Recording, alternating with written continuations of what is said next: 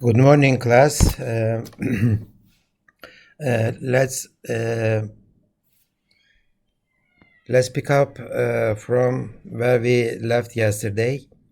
We were looking at this PFArrayD class, and we said that it's a dynamic class of double arrays.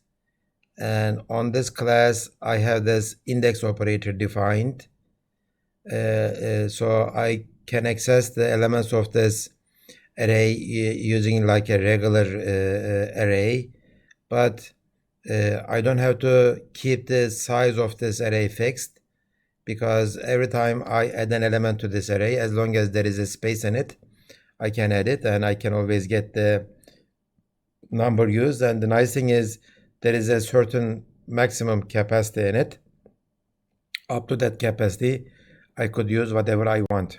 Okay, so we looked at this yesterday, and we looked at the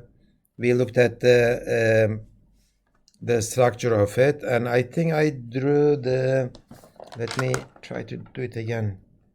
The general structure of the class, the internal of the class. Now, since we looked at the interface of it yesterday, let's look at how the implementation is done. And it's going to be like this. Where should I? Yeah, okay. So this is going to be the structure. When you say I have an array of capacity 30, it's going to be array is like this. Okay, question for you. What would this print out on the screen? I will write something if I could. Okay, what would print this on the screen? Size of ARR. Assume doubles are 4 bytes, integers are, everything is 4 bytes. All the integers, all the doubles, and all the pointers are 4 bytes. What would this print on the screen? I declared an array and I am printing the size of it.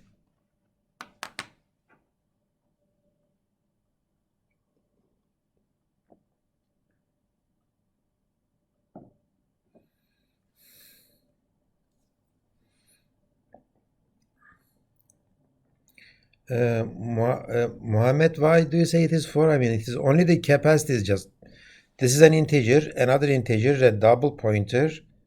I have at least 12 bytes in ARR, right? I guess it's hold address because of that I said 4.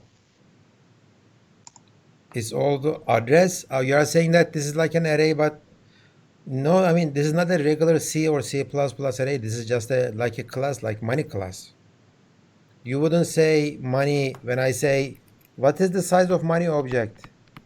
Money $1.20. What would this print?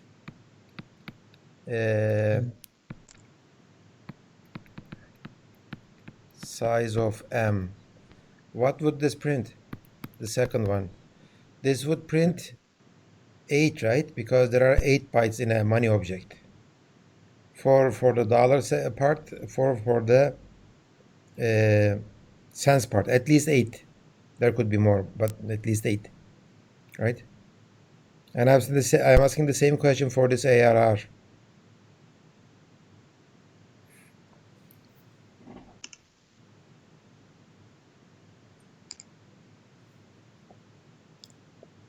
What is the size for ARR?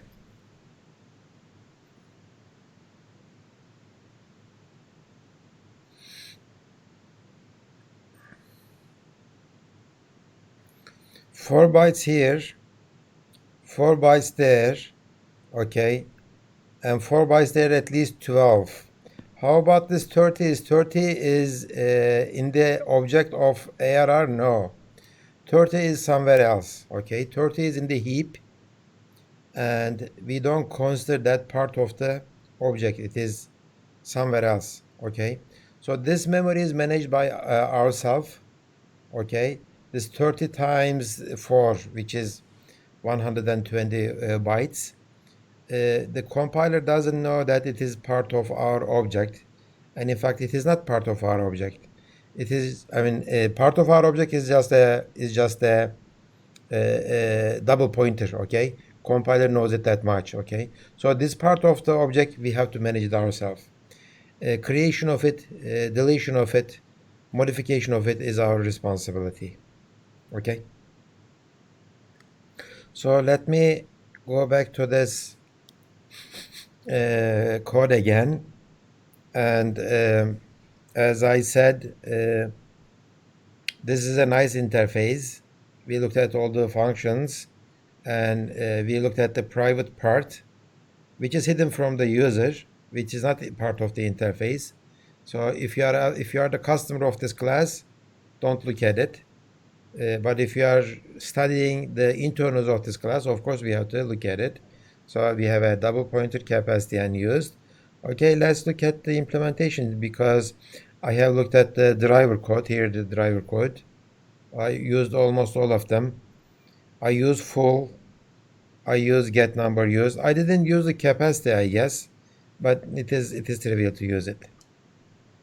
Okay, so let's look at the constructor. This is the no parameter constructor. And the no parameter constructor says that my capacity, remember we have 3 private data members. We have to initialize them in the constructor. So I have initialized the capacity with 50. Use the 0, of course, because I did not add any doubles in my array yet. Okay, and of course I need to get a space for capacity number of doubles. What is my capacity initially? It is 50.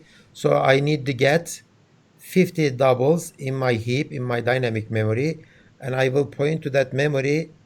Okay, I will point to that memory using this pointer A. So maybe I should go back and change this to, oh, okay, this is ARR 30, so I'm fine. I thought I made a mistake there, like 30 and 40. So in that example, I use the second overload. Okay.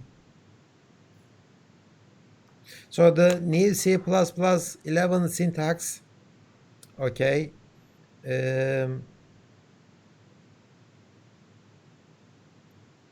New C++ 11 syntax says that instead of writing this, okay, I would prefer this one. I would prefer this one, like PFArrayD and 50, and get rid of this one, and you would say intentionally empty. Okay. So this is a better 98 to 100 is a better implementation of this above no parameter constructor. Why? Because I am delegating the other constructor. I am not rewriting it. Okay, because I am going to use this one. The second one says that, okay, I am accepting the size. Capacity is going to be size. Use is going to be 0, and I am doing this heap allocation, memory allocation stuff. Okay, so these two are no parameter constructor, a single parameter constructor. Okay, I need to be careful about this one. Since this one takes only a single integer, okay, this one can be used as a conversion constructor. Does anybody remember what conversion constructor is?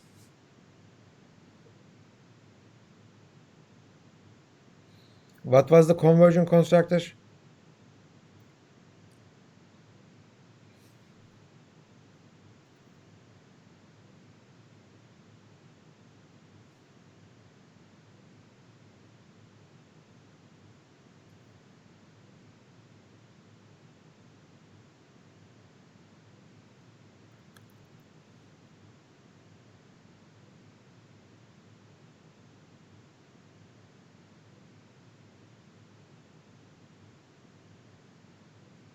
Well, we use it with the operators, but it is not for operators only.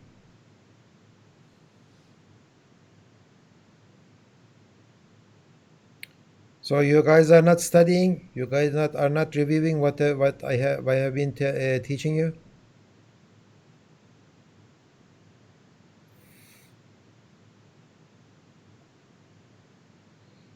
Yeah. Mm-hmm. Yeah. So Cheval, what you are saying is not the answer, but yeah, we use it there, but you are not telling me what conversion constructor is. Just tell me what the conversion constructor is.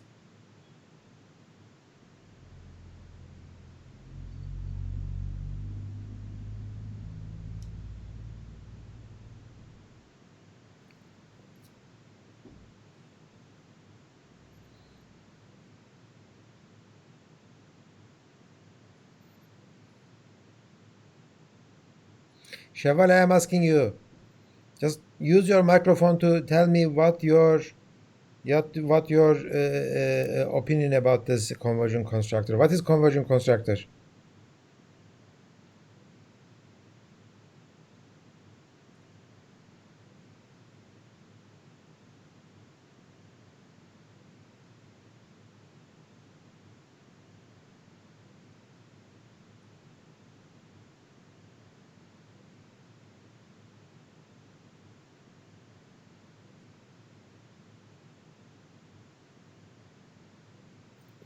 Cheval, we are waiting for you.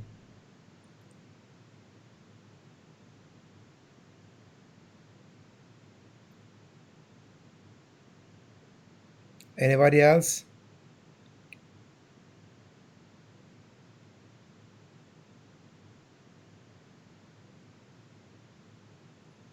Oh, that's not good. Okay. If you don't know what conversion constructor is, how am I going to explain the explicit keyword of C++?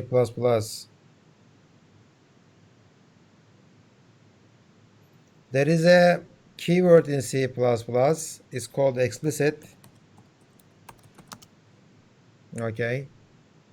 It is used with conversion constructors, and it turns off that conversion constructor to be used implicitly. But you don't know what conversion constructor is. I talked about it. So that's an exercise for you then. Okay, go back.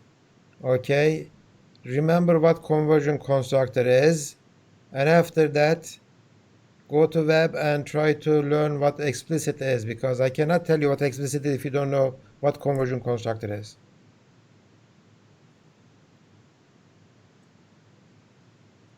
Okay, so I will skip explicit then, but you are responsible in the exam about explicit. Okay, so this is my conversion constructor that takes an integer. And the third one is a constructor, but it's a special constructor. It is called copy constructor. What is the function of copy constructor? Remember, we talked about it yesterday. I hope you remember yesterday. Copy constructor is used in 3 places. Okay. The first is this. If you make a object like money object, okay, M3, and you want this to be a copy of this M1, okay, you want this a copy of the M1, then copy constructor in this case will be called, of course, as expected. Also, if you have a initialization like this is not an assignment operator, this is copy constructor again. Okay, this is not an assignment operator, this is copy constructor again. Copy constructor will be called in this case. This is one. Okay, class object declared and initialized to another object. That's one. The second one is this. If you are returning a money object, let's say from a function, okay, the anonymous object, you need to make a copy of this anonymous object, because this anonymous object is going to die, right? Once the function ends, this anonymous object is going to die. So what? So copy constructor takes in and gets in and makes a copy of this anonymous object, and whoever calls this function f will use that new object which is created by copy constructor. And the third one, maybe the most importantly, copy constructor will be used in call by value.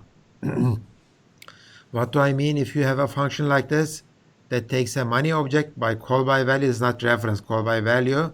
So when you make this call fm1, who is going to make the copy of this m1? Okay, who is going to create this m? Copy constructor is going to do it. Okay, so copy constructors are important, and they are called most of the time. They are called automatically by the compiler. You don't realize it. You don't realize it. Okay, so if I want to repeat the same thing over and over again, if you have a class like that, an empty class, okay, with this class, there are certain functions automatically defined. One is the default constructor, the other one is default assignment operator, the other one is the default copy constructor. And you should know how they behave. If you don't know how they behave, you are in trouble. You are not a good C++ programmer, okay? If the default behavior is okay, then you should make a note in your class saying that default constructor, default assignment operator, default copy constructor is okay. If the default behavior is not okay, then you should write your own. Okay? If you don't write it, it is not optional. You have to write it. If it is not okay, you have to write it. Okay? You don't get to say, I am not going to use my copy constructor or the assignment operator. I am not going to implement them. No, you cannot say that. You have to do it that way. Okay, so let me go back, and so this one is implementing the copy constructor. And in fact, we here said that our big three, copy constructor, assignment operator, and destructor, we are going to provide them. Why? Because we have a pointer in our class. If we don't provide the copy constructor, there will be bad things happening, and we talked about it yesterday, those bad things. I hope you remember those. Okay, so copy constructor says that I will take the other object, okay, PFA object, partial field array object. I will get my capacity from it, okay, this one, other object's capacity. This is nice. This one is using the public interface. It is not directly accessing the private data members, although it can, but it doesn't do it. That's nice. And it takes the number used. And for the other part, I could have done this, okay? I could have done just A gets the value of PFA object.A. I could have done this, but this would be a very bad thing. Why? Because if I do that, this would be the situation. Let me do this, okay? So this would be the situation. Let me try to do PFArray other array, and I am making a copy of it. If I do that, in that case, my picture would be like other array, right? So my capacity would be 30. My use would be 0, and my A double pointer would point to this location again, if I did it that way. Okay?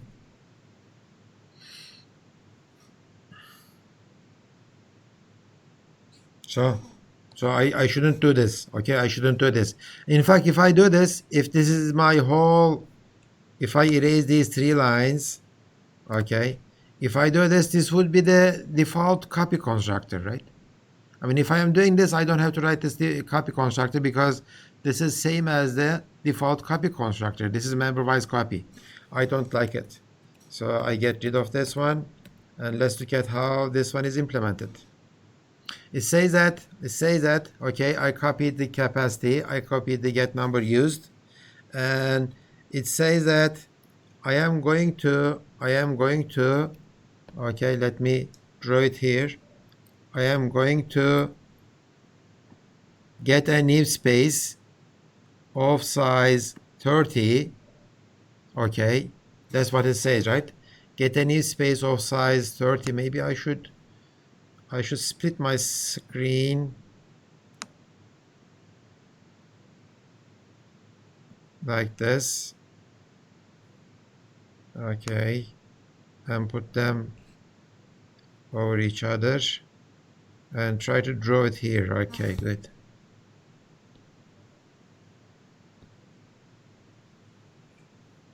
So that you see both. Okay, this one says that, okay, get this. Okay, you get a new space of size 30. Okay, and now my A is pointing to this space. Okay, and then I start copying my elements one by one from, I'm going to use the green now, from this location to that location. I will copy them one by one. Green arrow doesn't mean that it is pointing, it is copying. Okay, so I will copy all of them one by one up to use one. Since use is 0 in this case, I'm not going to copy anything. Okay, but if use is greater than 0, then it's going to be copied in this loop. So PFA object dot AI is copied to AI. Okay, so I have a question. And this slide, what slide? Which slide? Is it wrong then? Because you said that there is no default. What are you talking about, Sheval? I don't.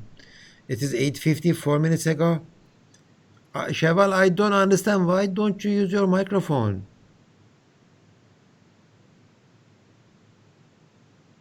Chapter 10 slide? This is chapter 10 slide. You're talking about the summary slide?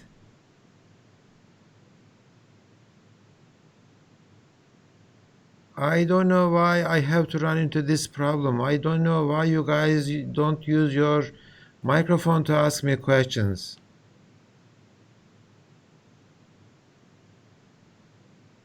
Page that talks about the structures.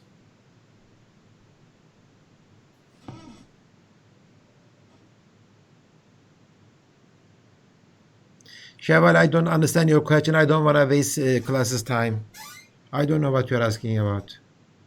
You say that there is a default destructor. Who said there is a default destructor?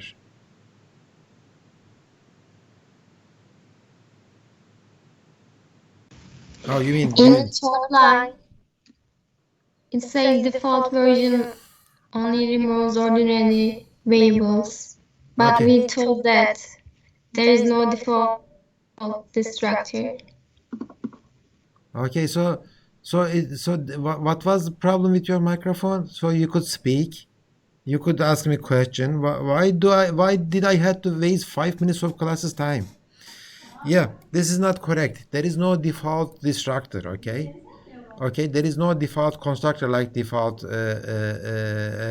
constructor. If you don't provide a destructor, there is no destructor, but your object goes away. Okay, the same is not true for the constructor. There is a default constructor because without the constructor, you cannot make a new object. Okay, so in the Without the constructor, you cannot make new objects, okay? But without the destructor, your objects goes away, and you are not doing anything with the object when it goes away, okay? So book thinks that, okay, this is kind of a default destructor behavior, but there is no default destructor. Okay, good. So I mean, I wish you had asked that question when it was time. Okay, so if I am talking about this again, why don't I go back and remind you about the big three again? Big three is, this is because kind of related. Big three is here. Big three is this. Okay. Default big three is copy constructor, assignment operator, and the destructor. Okay. And we are saying that there is no default destructor. If you need to implement destructor, then you need to provide, probably if you need to implement default constructor, or if you need to implement this assignment operator, or if you need to implement the destructor, probably it means that you need to implement other two too. Okay, so they both together come and go. If you need to implement one of them, most probably you will need to implement the other two too. Okay, and as I said, I am stressing this out again. It is important that you either provide a comment that says I don't need to implement them, or you provide these. Okay, otherwise your classes are not correct classes. Okay, let's go back and let's look at this code again. Okay, this code,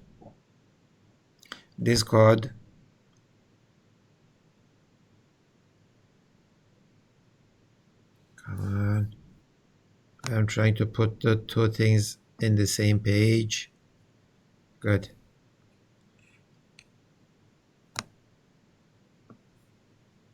And my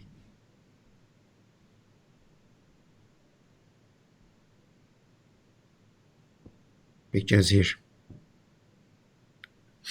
Okay, so this code implements the copy constructor. It is easy to do the copy constructor. So all you need to remember is I have dynamically allocated memory. Remember, for every new operator, there should be a delete. Where is the delete? Where is the delete going to happen? It's going to happen in my destructor, at least in my destructor. Okay, so let's look at this add element function. Add element function is, maybe before you do the add element function, let's implement all of the big three functions. This is the copy constructor. Let's look at the destructor. Destructor is as simple as this. Okay, the destructor is line 154, is as simple as deleting my A. Because the rest of them is automatic, it is going to be handled by the compiler. I don't have to do anything about other elements of it. Question for you: what happens if I do this? Is this a compiler error?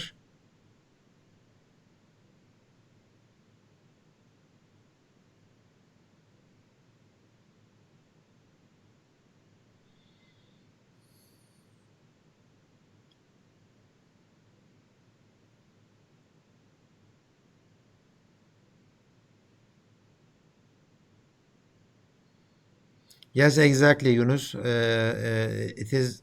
This is exactly what happens. It's exactly what happens when you say delete A. When you say delete A, it only deletes it tries to delete the first element only, and that's not going to happen. And in fact, the behavior is undefined. But it's a mistake. It's a logical mistake. You will not get any crashes, but there will be you are mismanaging your memory, and I think it will result in memory leak. You are not properly giving back your memory to the system. So this should not happen. The other thing is this. A is an array of doubles, right? A is an array of doubles. If you do this, it will try to delete only the first element of that array. And only the destructor of the first element is going to be called. Well, the destructor of a double is a simple thing. It doesn't do much. But let's say this is an array of money or array of other stuff. If you do this, only one destructor will be called on this array, and that's going to be lots of objects will not die properly. So the correct thing is this. This is not optional. If you are deleting an array, then you have to use this operator. Okay, delete square bracket operator. Okay, let's look at this assignment operator now. Assignment operator. What does this do? Let me try to update this picture. Let me try to update this picture. Let me get rid of these green stuff so that it doesn't confuse us later. Okay, so let me do this. Let me say PFArray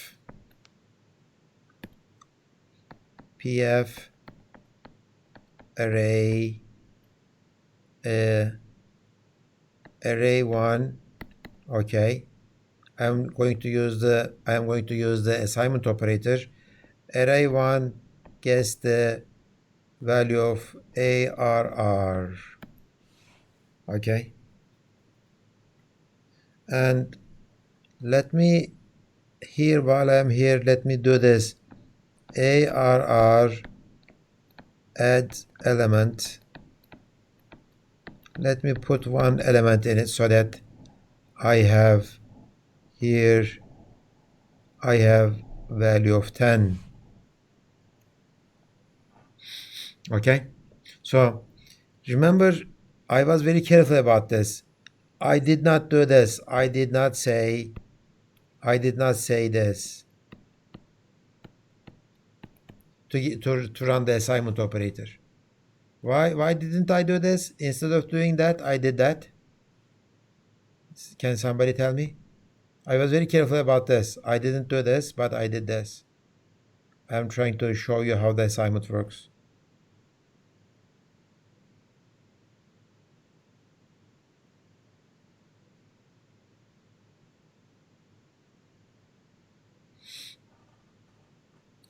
Yes, if I do this, this would call the copy constructor, not the assignment operator. Okay, this would call the copy constructor. That's why instead of doing that, I did this. I said that I have a new object. I created my new object using the default constructor. Okay, and no parameter constructor. Then I am doing this assignment now. Okay, so when I do this, there will be a new, so what is my picture now? Here, when I do this A1 is like this. Inside A1, 50, 0, and this A is pointing to some place that contains 50 doubles, right? That's at the beginning of this line. Okay, this is my picture. There are, because with the no parameter constructor, there are 50 positions available. Now let's run this assignment operator.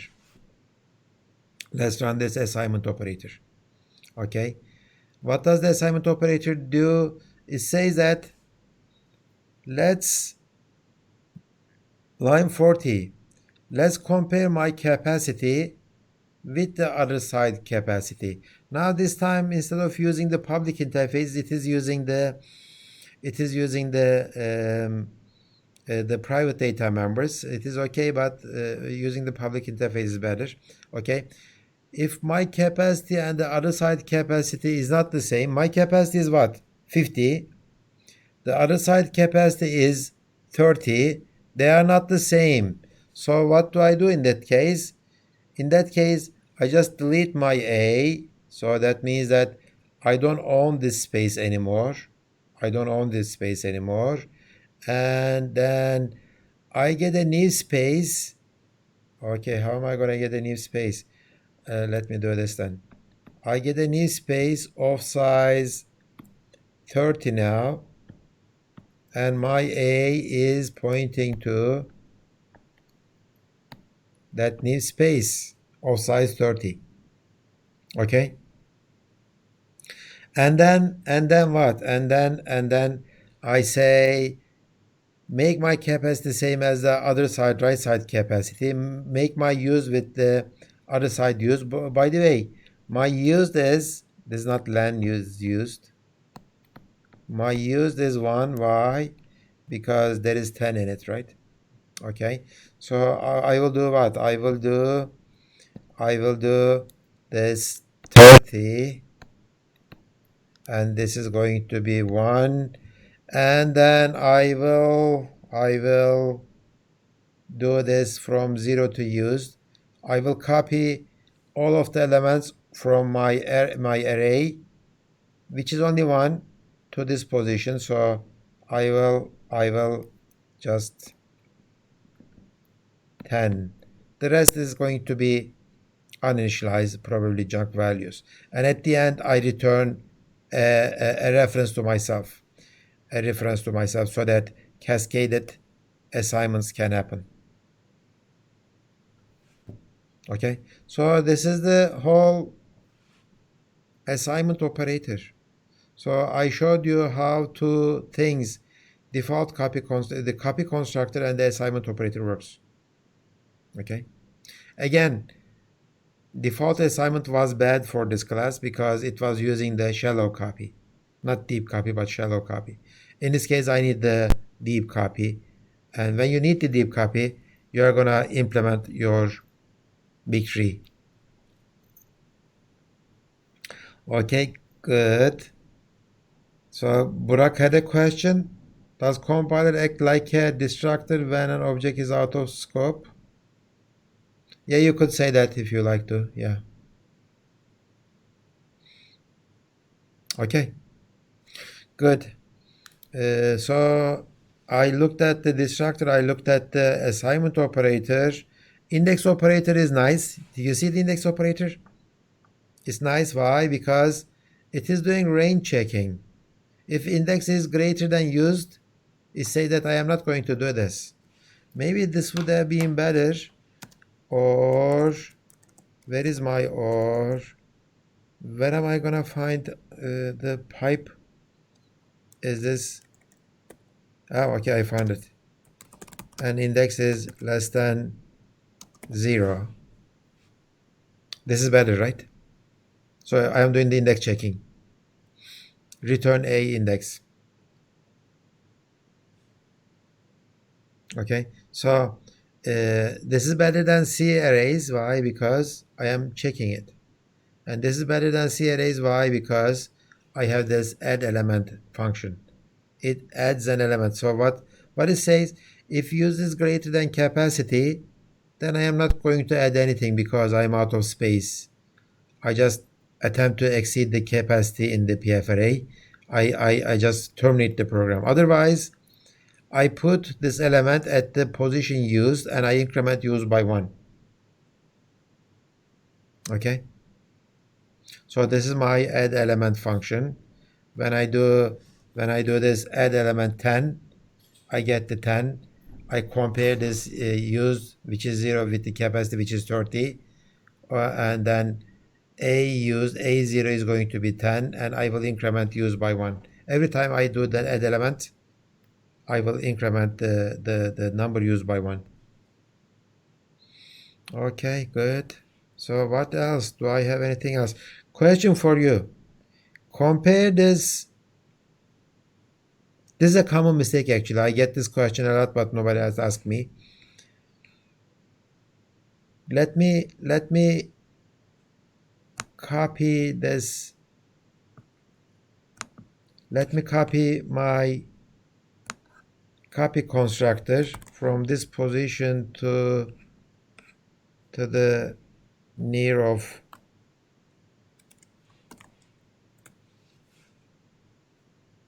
copy constructor. These are very similar, especially this part, right? I mean, there is a loop happening and there's a new double capacity, but it looks like I don't delete anything in my copy constructor and I do the delete in the assignment operator, right? So why these two are so different? They are doing very similar stuff. One is copying from one object to another object. The other one is doing the same too. I mean, what is the difference between copy constructor and assignment? Why the code is so different? I don't have any deletes in copy constructor, but there is a delete in the assignment operator.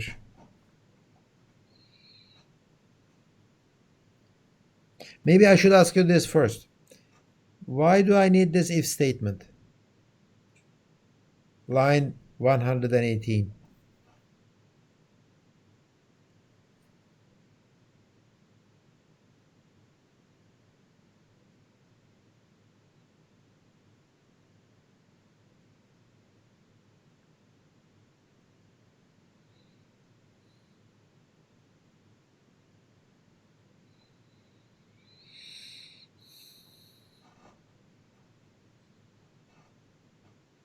Why do I need 118? Because we use copy constructor when initializing?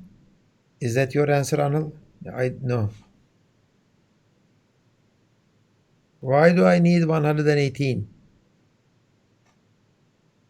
Why do I have to compare my capacity with the right side capacity? What? Don't take seg fault? No. And I don't understand what you mean.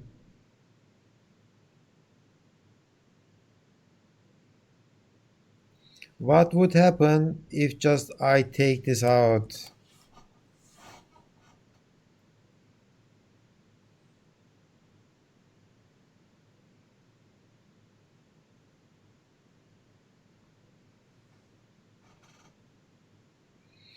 Okay, Yunus Emre says that, okay, this is good. Yeah, the Yunus Emre, that's a very good point. Okay, that's good. This is not correct, but what you're saying is not correct, but it's a good point. Okay. If I don't need to, I mean, if when I'm doing the assignment operator, if the right side capacity and the left side capacity is the same, why do I have to get a new array, right? Why do I have to delete my array? It is already in there. Okay, that would be inefficient. That's what Yunus Emre says, and it looks fine. Yeah, that seems true, but there is a subtle issue here. Remember, I did that yesterday. If I do this, A1 gets the value of A1. Yunus Emre, now look at this code. What happens when I do this A1 assigned A1?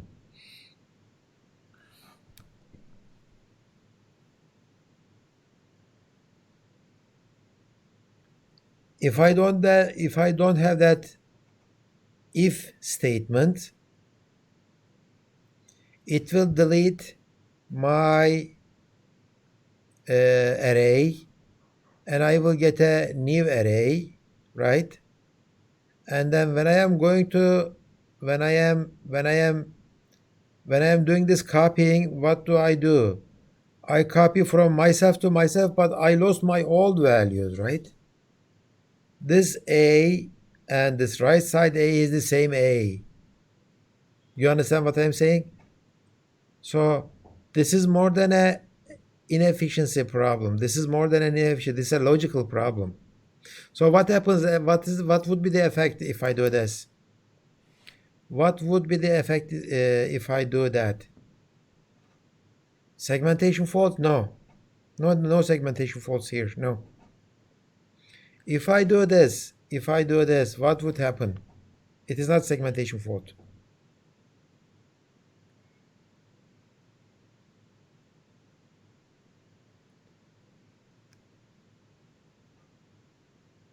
Dervish, you can't copy because our words are gone. So what happens?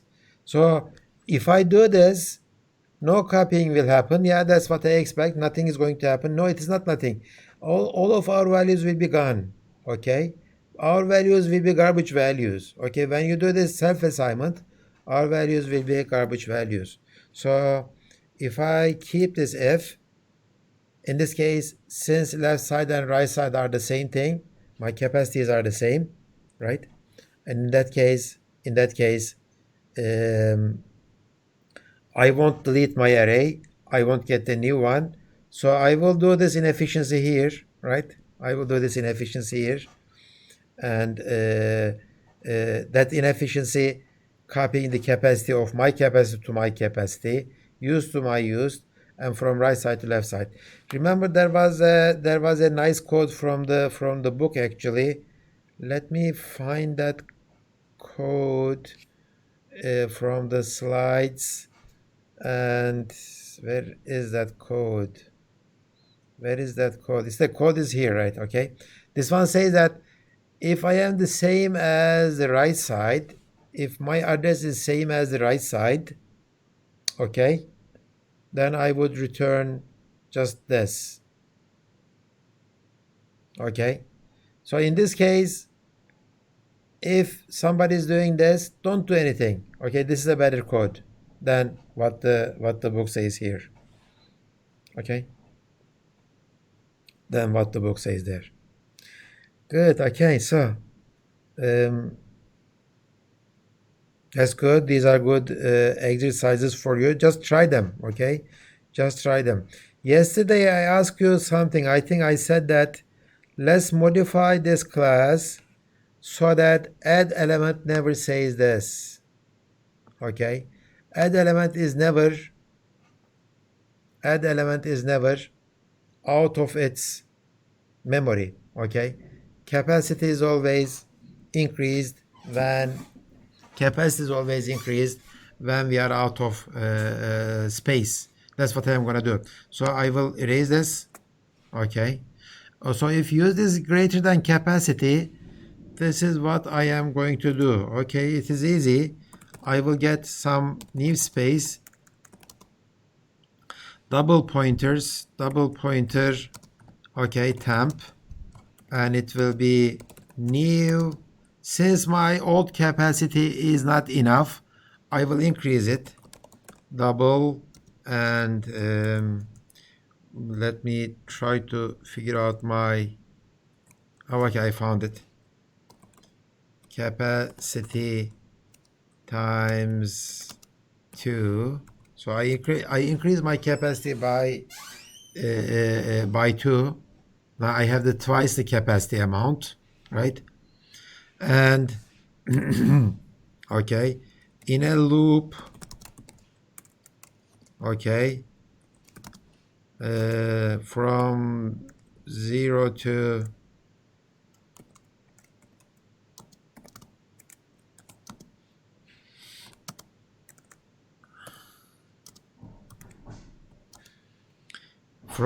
what? From 0 to,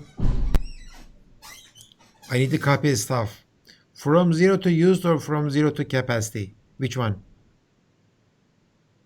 So there it says used. How about capacity? Doesn't matter actually. It is the same thing because in this case, used is greater than equal to, actually, use will never be greater than capacity. So if use is the same as the capacity, it is our condition. So let me do it used, but the capacity is okay too. And plus I is my incrementation stuff, and do what? Okay, write my code here. What should I write?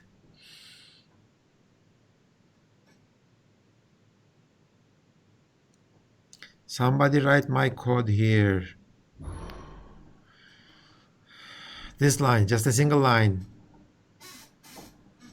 Temp I gets the value of AI, exactly. temp I gets the value of AI.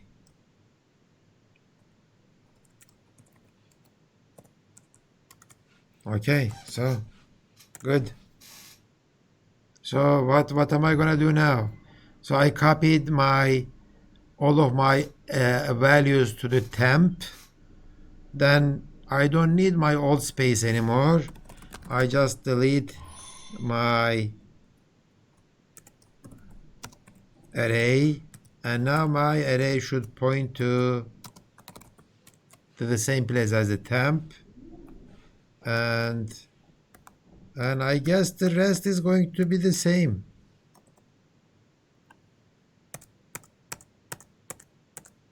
Okay, so let's make sure we are doing. So did we forget anything? Yeah, okay, we should change the capacity too. So maybe I should just do this. Maybe I should capacity should be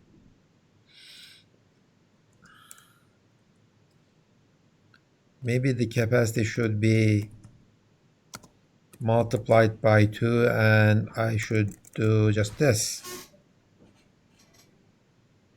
Okay, so it is a good thing that I use the use here, right?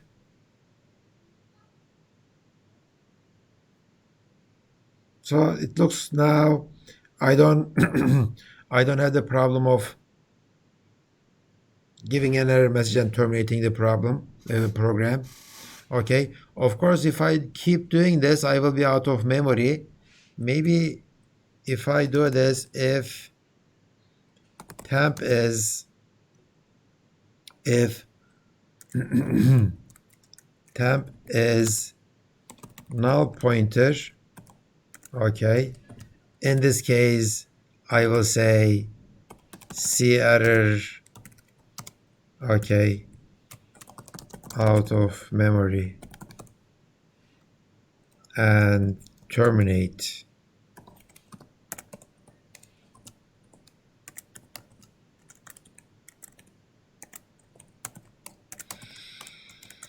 And don't forget to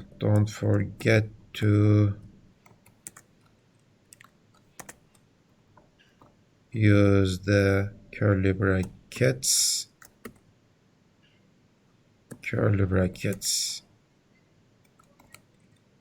Okay, this is a good idea, because if I keep increasing my capacity all the time, at the end I am going to hit my memory, my limitation of the memory. Good. Okay, good. Set capacity function. Okay, you mean that change our capacity, there should be a set capacity function? What would be the meaning of set capacity, Atakan? What is the meaning of set capacity? If I have an array of size 50 and I am doing the set capacity thing, I am decreasing the capacity or increasing the capacity? Okay, let's write the set capacity if you like. Yeah, okay. So what would be the return type of set capacity? I think it would be void, right? And set capacity. I don't have to. No, I don't have to write the set capacity. But since you ask me, so it is going to take an integer, new cap, right? And okay.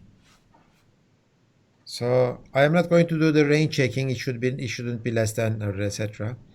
Okay. First of all, if new cap is the same as my capacity, then just return. I am not going to do anything. Okay. I am not going to. No, I mean, I don't. Well, I mean, it is your design decision. In this kind of stuff, just go to the C++ documentation, vector class. Okay, there is in the vector class there is a function named resize. Okay, it changes the size of the vector. Okay, and we don't have anything about recapacity or set capacity. Okay, so maybe the reserve is like what you are asking me. I think reserve says that reserve with this much. Okay, request to change the capacity.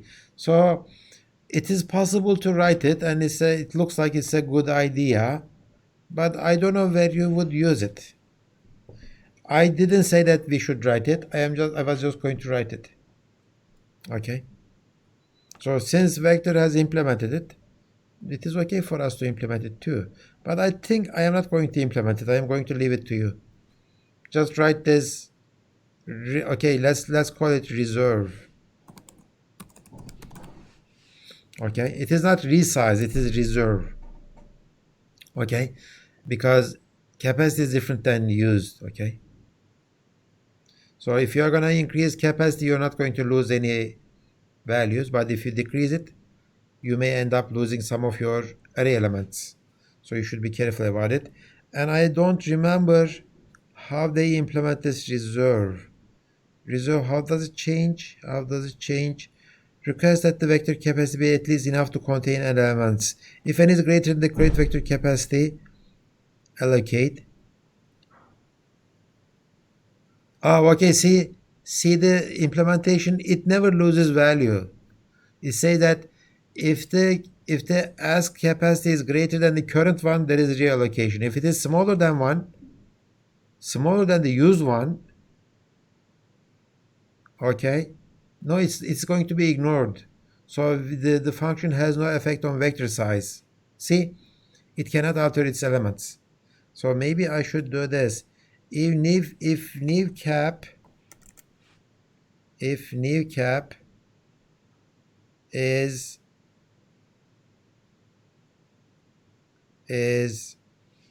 less than or equal to used, just return. Okay, don't do that. Okay, I am not going to lose anything. Otherwise, I will do the capacity thing. I will do the new capacity. Okay, so that's how they defined it. Reserve cannot change the get number used function. Good. Oh, I am out of time. Sorry. Let's take 10 minutes of break. After we come back, I am going to look at another class, and we will start a new chapter. Okay. So 10 minutes of break.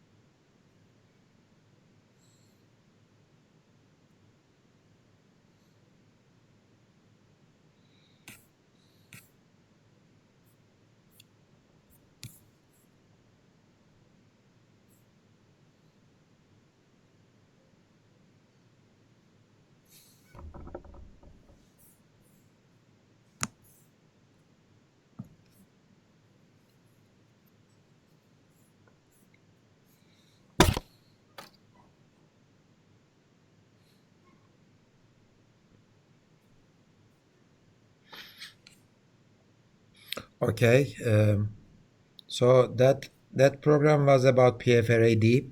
We are gonna return to it. Exercise for you. It's an exercise for you to go to the documentation C++.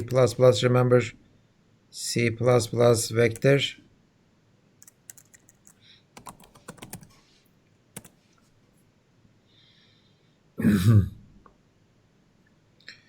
And resize. Okay, so implement all of these functions for the PFArrayD class. Okay, size is already there. Max size, I think it's the capacity. Okay, empty, reserve, shrink to fit. Okay, these are the functions. Also, maybe you can implement these too. Okay, this is already there at front, back, etc. Okay, so try to implement as many as possible from this list and make them part of that class PFArrayD. That would be a very useful. Exercise. Okay, good. So another example that I like to show you is this simpString class. Okay, this is I'm going to show you a header. Okay, this is my header, and this simpString class has just two data members: our data character pointer and the length of it. It keeps both of them, and these are the function members. My constructor. Okay, so it is both a no parameter constructor and a single parameter constructor. It takes a character pointer if it is there. Otherwise, it is null pointer. Big tree is there. Why? Because I have a pointer. Okay, a copy constructor, destructor, and the assignment operator, and the comparison operator, equal to, not equal to, a concatenation operator, strcat kind of thing, and there is a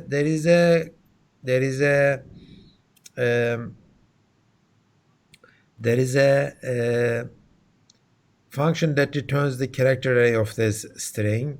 Okay, the length is there. Read line, read and write. These are related to stream input output, and of course I have my addition operator to adding two strings, stream insertion and extraction.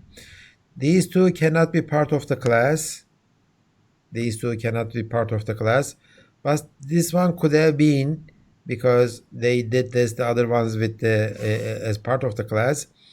This one they did not, because of that problem. Remember the conversion constructor stuff, because they want this to work.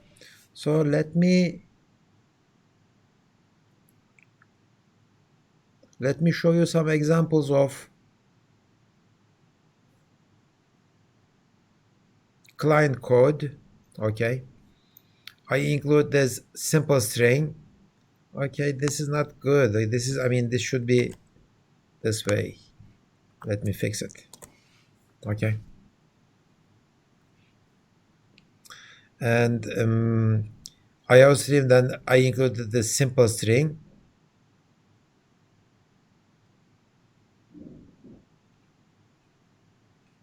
Okay, so this is that. Ignore this one. This is not related to. Let me just erase it.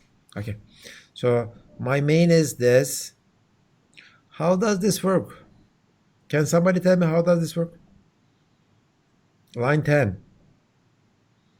My string is a string, but I am initializing it with a character array. How does this work?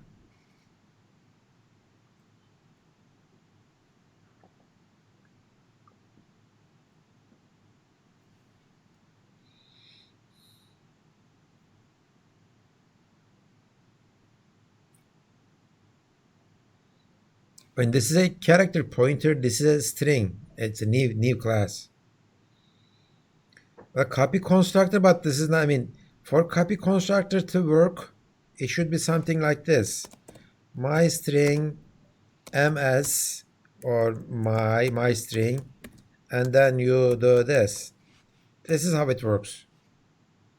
I mean, the type of s and type of ms is the same, and copy constructor works that way. But this is not, this is a character pointer, okay, right? How does this work?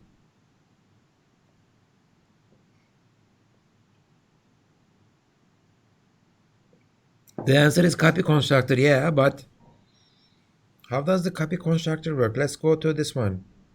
Let's go to the class definition again. Okay, we are trying to understand how this works, how this line 5 works. Okay, let me put it in a comment so that we are not confused. Copy constructor is this. So the compiler is trying to figure out how this works. I mean, this is a code for a copy constructor, but my copy constructor expects me to provide a myString object, right? This is not a myString object. Can I use a conversion constructor? Can I use a conversion constructor to convert this to a string? Yes, there is a conversion constructor that takes a character pointer and produces a myString object. So the compiler uses this constructor to make a new myString object, and after that it feeds that object to this copy constructor, and it works that way. Okay, so it is important to know what conversion constructor is and where it is used. Okay, so that's a nice usage. Okay, let's go to the code again. So this is it. I have two stuff here, and another string, myString w, and stream insertion and extraction works, no problem. But look at this one. Look at this one. S plus T. See? This plus operator works. Equality operator works. Not equal to works. And remember this C string, I am copying from the internal representation of this string to a regular character array, and it works too. How about this one? This one is interesting. This one is interesting. How come this work? What is the type of buff? It's a character pointer, right? What is the type of T? It's a myString. So how come this works? This one works because of, again, type conversion or conversion constructor. Remember, we have overloaded our plus operator as a global function. When we do it that way, okay, when we do it that way, I can do this kind of stuff, because it's going to say character pointer plus myString. Doesn't work. I don't have such an operator. Can I convert a character pointer to a myString? Yes, there is a conversion constructor, and I will apply it, and it will work. Okay. So this is a nice example of using conversion constructors and application of all the many of the stuff that we have seen. Let's look at the implementation. Okay, I have three files. Header file is the interface. Okay, other than these two private data, everything is useful here. It tells me what I'm going to use. Okay, this is my driver code. This is my driver code, my main function, and I have written some sample code, and this is my simple string. Okay, so my simple string says that this is wrong. I mean, okay, let me get rid of this just a stupid thing. Why did they do it that way? Okay, I don't remember where I copied this code, but no, I shouldn't. and this should always come always later. Is this correct? If not defined, yeah. Okay. And if, yeah, good. Okay. And okay, good. So this is my, again, this is my constructor. Remember the default argument. It says that if there is a string, okay, if this is not null, maybe the better way of doing this is if this is not equal to null ptr, okay, if this is not equal to null ptr, then my length is going to be string length of this character array. My data is going to be the length plus 1 because I need to copy that stuff, and I am using the regular C string copy from the source X to my data. If this is a null pointer, nobody Hadi anne. If this is a null pointer, then my length is going to be 0, and this is already a null pointer. So my constructor is okay. Let's look at the copy constructor. It says that I am going to check the length of the other side. If its length is greater than 0, then I am going to do this allocation, and I am going to do the copying. Otherwise, if the length is 0, I am not going to do anything. Okay, length is 0, data is null pointer. Destructor is always, see, it is always checking if data is null or not, because if the length is 0, it is not reserving anything. Okay, assignment operator, big 3, the third one. If the x length is greater than 0, okay, then my length is the same. Is this work? Is this work like when I do s, guess the value of fs?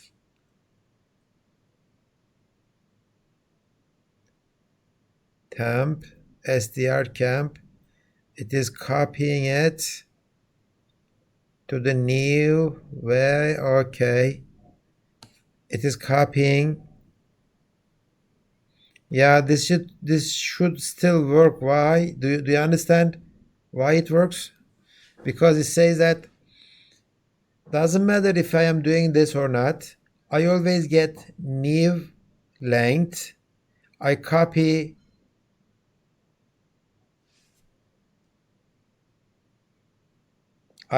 my data to temp.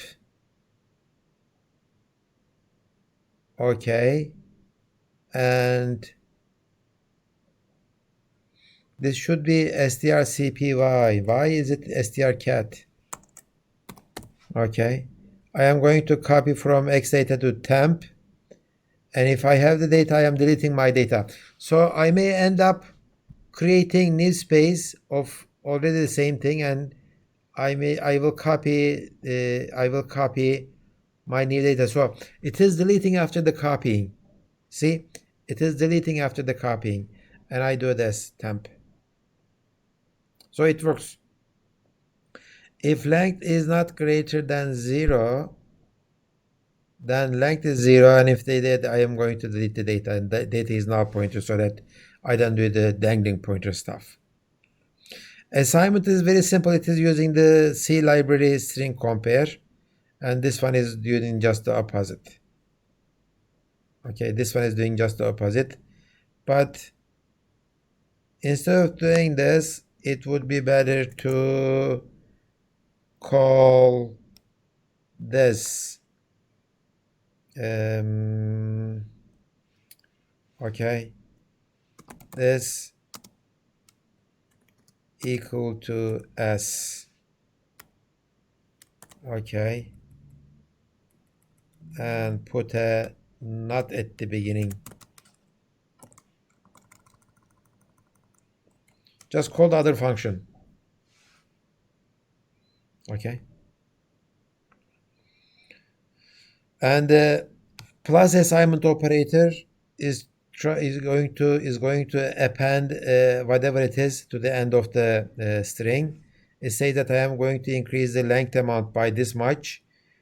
Okay, I am going to keep a pointer to the old data, and now I have this temp so that I don't lose it, no memory leaks.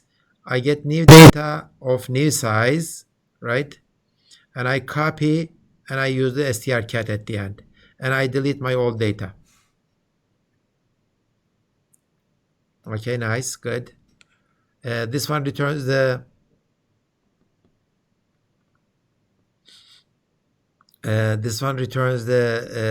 internal string of the class. This is not a good thing actually. This is a bad thing for encapsulation because I am exposing my private data to outside world.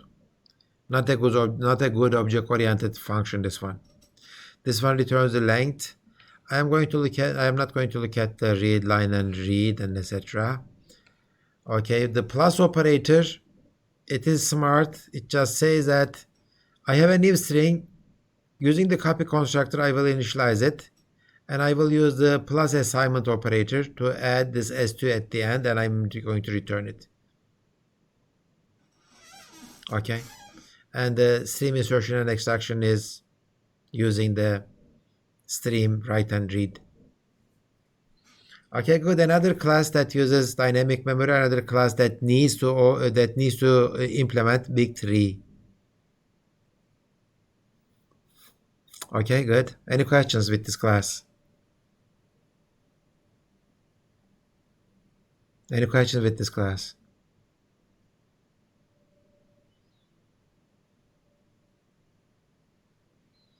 Okay, if there are no questions, I will start a new chapter. And maybe we did not say many new things in this chapter, right?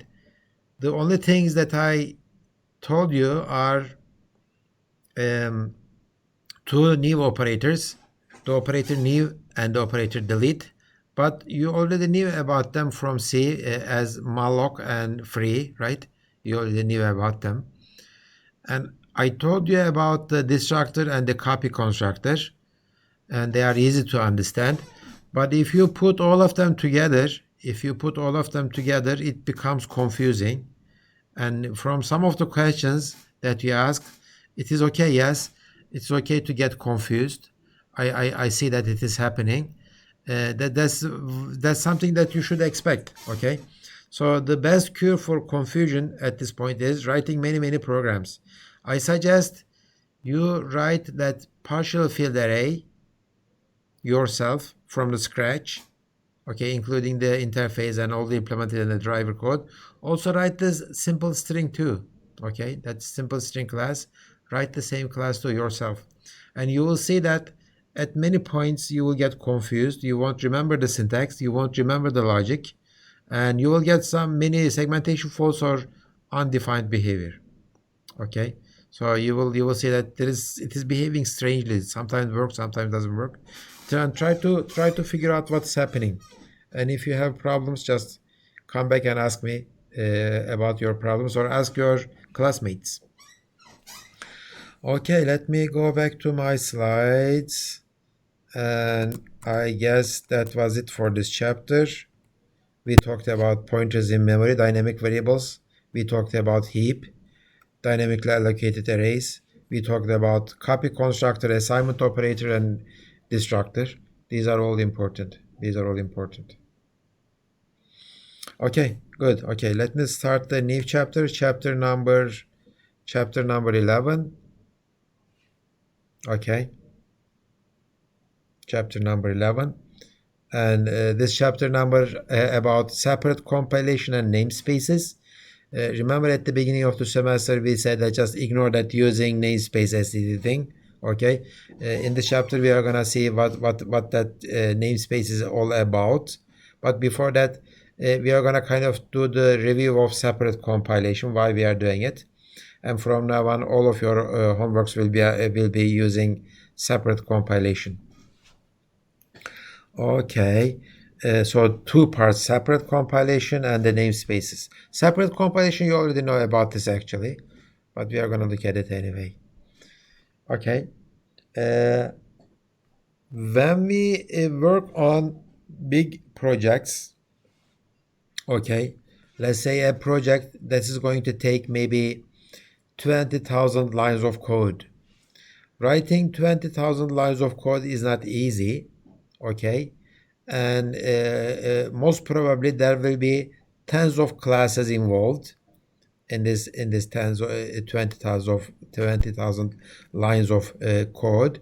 You will write many classes, okay. Since each class has to be written in a reusable way, we have to be careful about our overall program structure. So here is what we do. We design first using object-oriented design principles. Okay, there are object-oriented design principles. We designed our classes. Let's say this is my class A. It has private parts, public parts. This is my class B. Again, it has private parts and public parts. And we say that maybe class A is using class B, okay, using composition. These are related. And there are many other classes, tens of classes, as I said. So 20,000 lines of code and tens of classes, it is too much for a single developer. So what I do is, since I designed all of my classes, I say that I have 5 developers, okay, and each one is responsible from each of these classes. What do I do now? I do this, okay. For developer number 1, okay, I will tell him that, okay, you are gonna write this class 1, and this is your header file. Okay, and developer number 2 is doing class 2 or class, let's use the same names, class A and class B and header file. Okay, so I have designed these classes. When I design these classes like that, without looking at the implementation, it is easy to write these header files, right? So I have all of my developers, and let's say developer 5, and he is responsible from class k.h, all of them. And all of them should write their own class A CPP, class B CPP, and class K CPP. Okay, all of them, they should have their implementation files. So that means that I have total of 5 implementation files and 5 header files. Each one can have their own driver code. So this is driver A CPP. This is driver B CPP. What are the driver codes? The driver code includes this class AH, and it writes some simple code to test all the codes of this class A. And I am doing this with the class B, and I am doing this with the class K. So each person is responsible for implementing this class. Okay, I'm not talking about the design. Design is done here, okay? I did the design, okay, using the object-oriented design principles. I said that class A is going to be like that, and class B like that, class C, class D, etc. Okay, and I said that, okay, this is your design. Write your header files according to this design. Write your headers according to this design, and implement each of these. And write your driver code so that you are testing all of your functions one by one. And after that, as a lead programmer, lead developer, okay, I am writing main driver CPP. In my main driver CPP, this is my function, okay, I include class AH and I include class BH, and at the end I include class KH, all of them. And after that I write my main function and I write my test code. Okay, this test code is going to test the whole system. So as you see, all of these 5 developers and the lead developer, they can work on their files without disturbing each other. Okay, I could do my implementation here, and these all can do their implementation, their files. So why I can do this? Because I have these nice interfaces, okay, these header files. In these header files, I know what to use because these header files come from this class design. Okay, this is the result of keeping. Okay, this is the result of keeping my interface, my class interfaces, and my implementation at different files. Okay, at different files. Each one, this guy will compile his code by compiling this class and this class. Okay, this CPP and this CPP. This guy is going to compile his code by compiling this CPP and this CPP, etc. So each one is independently working. They are doing their own stuff. When they are all done, okay, I will get all of their object files and I will link them with my CPP here, and my program is going to be done. This is what we call separate compilation. So for each class or related set of classes, I will keep a separate header file, and then I will write a separate implementation file, and if I need to, I can write a driver code for each file. So at the end, these driver codes or test codes will not be delivered to the customer. They will be used by my developers to test their own classes. Okay, they are for testing to see if everything is working right or not. So how we do the separation of the interface and the implementation? We already showed you that simple class, simple string thing, but using the ideas from the book, there is a class named time. Okay, digital time. I am going to use this digital time to represent time of day, like 000 or 1531, etc. Okay, this is my digital time. Very simple class, but I am writing the header file for this simple class. I am saying that, okay, what do we call these? These are the guards, right? Guards of the header file. If the time h is not defined, I am defining it. Okay, I am including my IO stream using namespace std, and this is my class digital time. Okay, a constructor that takes 2 parameters, a no parameter constructor, getters. Okay, these are constant. It looks like this advance advances the time by this many minutes, and this another advance overloaded advances the time by this many hours and this many minutes. And it looks like I am overloading some stuff, but I am overloading them as global functions. Equal to, okay, stream insertion extraction.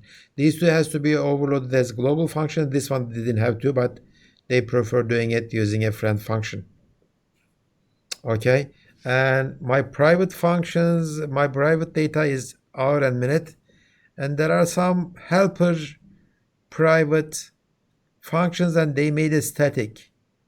Why did they make it static? Because this read hour, read minute, and digit end, these are not going to use the private data of the class. Okay, I think we had the same problem before when we do the dollars. Remember the dollar class or the bank account class? There were these three functions that they used to separate a double into integer and the decimal pattern, etc. These are very similar. So they made it part of private, and they are static so that they don't have access to this private data. This is not a very good place to put these functions in, but we are going to find a very good place to put these functions in because these are not part of the class. I mean, I don't want to make them global functions, but these are not part of the class. Okay, so this is our header file, the whole header file. At the end, I have this endif, and this is our interface, okay? I only show this to my customers. Okay, my customers only see this part, nothing else. And as a customer, I can write this code. My code is this. I include this d time h, and I say that I have two time objects, digital time object, clock and old clock. I could use the stream insertion extraction operator, and I can do the assignment. This is an assignment. By the way, I didn't implement the big three here, and the better behavior here is, okay, big three is not needed. Okay, I should put it there because I don't have any pointers in my class. I don't need to do any deep copying. Default member-wise copy for the assignment operator and the copy constructor is okay. So I should be fine. So this assignment works because there is the default assignment operator. I get the clock from the user and I signed it. I advanced it. These are not the same. Okay. So I print it out and I advance something and I print it out again. Okay, so this is my client code. Client can write this code without looking at any implementation. See, I only showed you, I have only shown you the interface and the client code, not the implementation. Implementation, I don't have to look at it yet. But if I am the developer, of course, I need to go to the d times cpp file, and I need to look at the implementation. Implementation is like this. All of my includes and my d time h include, and starts implementing stuff. Okay, constructor does some check. Okay, if everything is right, do the assignment. And I'm doing this 24-hour adjustment. If hour is 24, my hour is going to be 0. No parameter constructor. Get hours. Okay. Advance works this way. I add this many minutes to the minute. If it is too much, then I will add the rest to my hour and I do the by modulo. And I am doing the same thing. Oh, this is nice. So it adds these hours to the hours section part, modulo 24, and then it uses the advanced minutes added. And these are my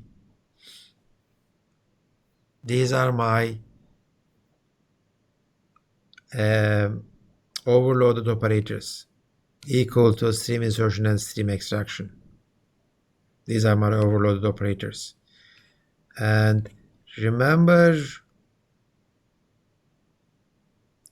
those functions to digit stuff, static private functions to digit.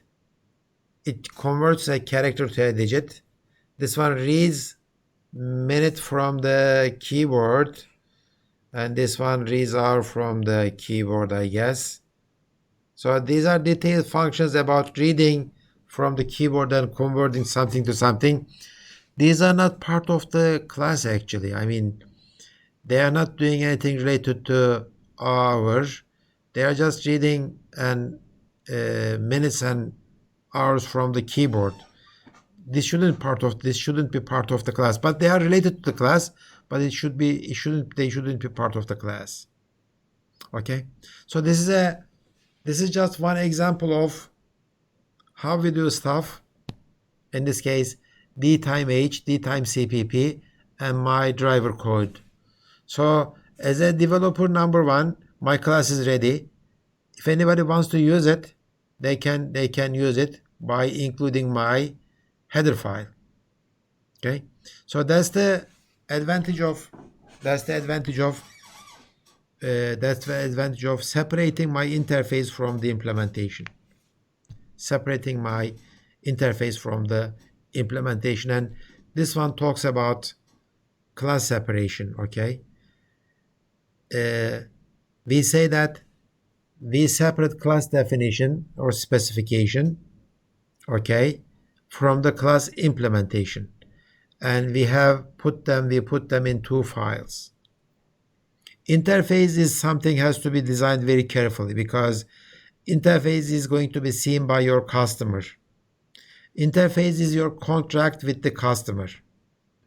You cannot, once you expose your interface to the customer, you cannot change it, because customer says that this is your contract. You told me that you are going to provide these functions. Now you cannot change it. Okay, I have taken this and I have written my code against your interface. So interface has to be very, very carefully designed. Once you design your interface, okay, you can write your implementation. After you write your implementation and compile it, it is okay for you to change your implementation. Why? Because your implementation is not seen by the customer. As long as you don't change your interface, everything should be fine. Okay. If implementation changes, okay, only that file changes. Class specification does not need to change. Okay. If I realize there is a efficiency issue with one of these, I can rewrite this function. As long as I don't break my interface, it is okay. But I cannot go back and, let's say, I cannot say I am reviewing this const here because I need to. No, you cannot do that, because the customer assumed that getMinute is a const function and it used it accordingly. Okay, you cannot change this interface in a way that breaks the customer, that breaks your promises to the customer.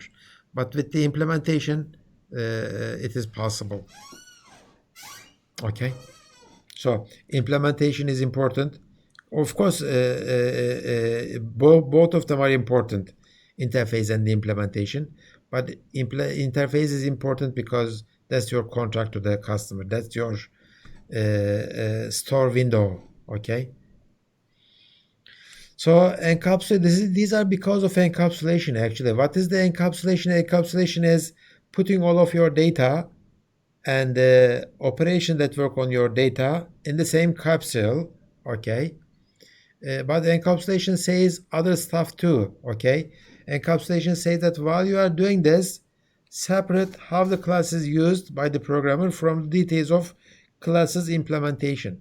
So it is, encapsulation says that put everything together, but use the separation principle too. Okay. Put them together in a way that your data and your operations, your interface is separated from your implementation. So this is our basic object-oriented programming principle.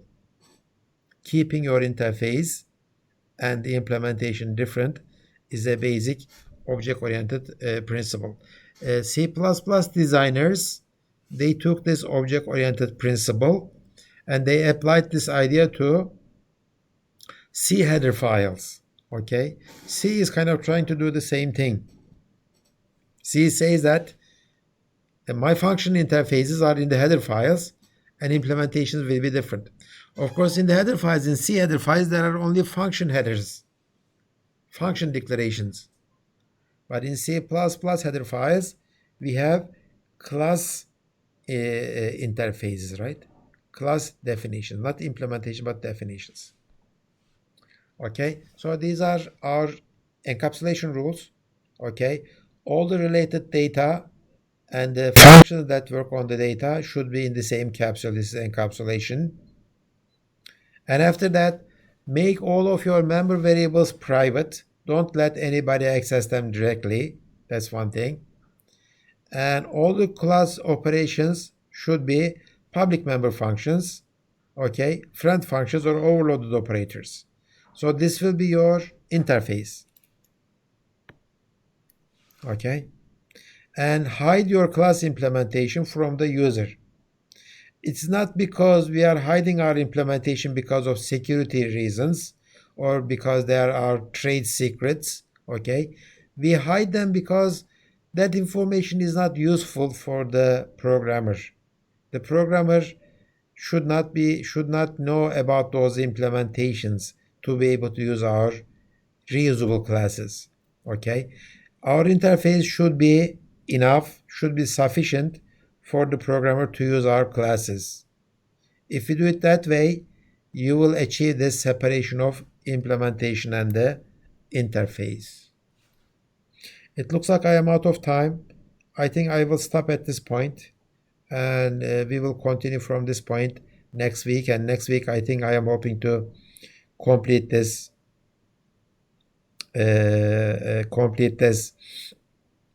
namespace stuff. Okay, I'll see you next week on Monday.